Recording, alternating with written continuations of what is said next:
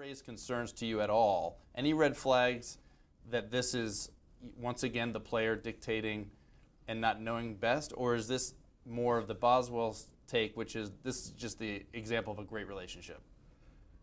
You know, I don't think it says, like, I don't really care what it says about their relationship, I don't think. And I don't, like, to the extent that I care at all about this story, it seems odd to me that it seems like not the level of leadership that you'd really expect coming from the manager's office. Like, it just seems to me like in a traditional sports franchise, if the manager looks at a player and says, I'm not seeing what I need to see right now, he needs a couple days off, and the player sends an angry text message, that doesn't suddenly change his lineup. And if it does, maybe he finds a way to kind of finesse it for the press so that everyone doesn't understand that a 20-year-old kid's text messages are setting the lineup. You know, I don't think it's a huge deal, but I think it's a little bit slapstick, really. I think it's like a little bit kind of unprofessional.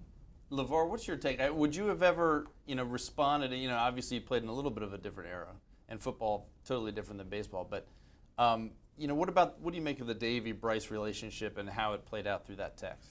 I would say not knowing their personalities, it's hard to tag it as to what it certainly would be. But I'm with Dan. I think it would be absurd to think that it was a serious text message. I mean, he's young. He's a baby.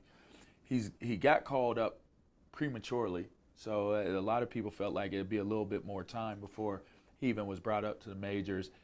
He did have knee surgery. He is dealing with making sure he can be healthy for the long term.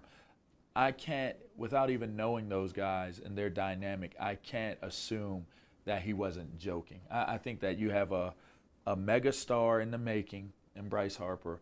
You have a proven, established skipper who, this is his last season, probably speaking, so he's riding on, he's counting and banking a lot on Bryce Harper to be the player he needs him to be.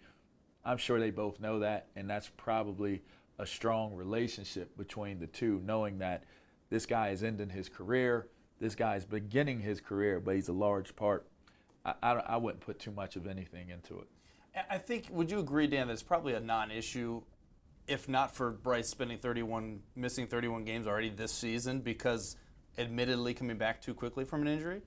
I think that's part of it, but I think it also, some fans have kind of raised questions about some of Davey's stewardship this season, just some of the things he said, some of the lineup decisions, some of the bullpen decisions.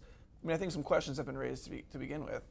I think a lot of fans were unhappy when he said, we're benching Bryce for the next 2 days. First of all, because he's probably their best player, one of their best players. And second of all, because people are disappointed if they're going to the ballpark at home on a Saturday or Sunday and the most exciting player is not going to play.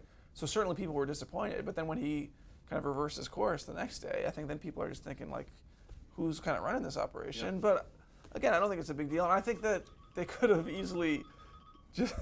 Is that, are you kidding me? Is that Bryce? It might be. That's Bryce Harper. Davey's calling right to defend himself.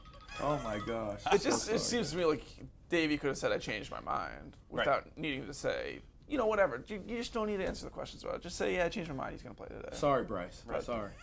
Again, I don't think anyone thinks it's a big deal, but it's the kind of thing that is going to distract you for a day during, July if nothing else is going on.